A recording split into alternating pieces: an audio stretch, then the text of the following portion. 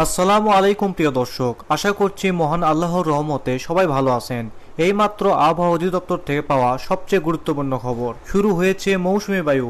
এবার আসছে বছরের শেষ কালবৈশাখী ঝড়।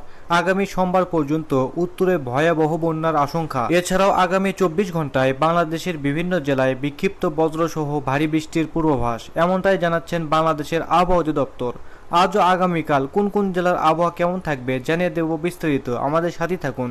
আর সবার আগে আবহাওয়ার সঠিক খবর পেতে আমাদের চ্যানেলটিকে অবশ্যই সাবস্ক্রাইব করে পাশে থাকা বেল আইকনটি এনেবল করে দিতে বলবেন না। তো চলুন শুরু করা যাক। আবহাওয়ার পূর্বাভাসে বলা হয়েছে, মৌসুমী বায়ু প্রবেশ করায় আগামী কয়েকদিন দেশের বিভিন্ন অঞ্চলে বৃষ্টিপাতের প্রবণতা বৃদ্ধি পেতে পারে। এতে সাময়িক সময়ের জন্য কমবে ব্যবসা গরম। এছাড়াও গত 24 ঘন্টায় দেশের বৃষ্টিপাত রেকর্ড করা হয়েছে রংপুরের ডিমলাতে 97 মিলিমিটার।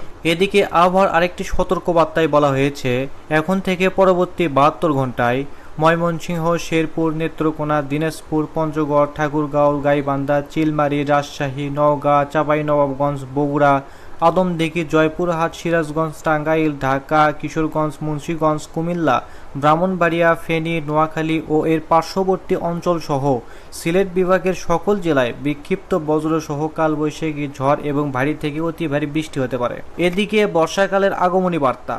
আজ দেশের চট্টগ্রাম বিভাগের অধিকাংশ স্থানে, ঢাকা বিভাগের কিশোরগঞ্জ, সিলেট বিভাগের সকল ও ময়মনসিংহ বিভাগের পূর্বাঞ্চলের বেশ কিছু স্থানে প্রবেশ করেছে বর্ষা এবং মৌসুমী বায়ু বা বর্ষা জুন মাসের প্রথম সপ্তাহে সারা দেশে বিস্তৃত হতে পারে।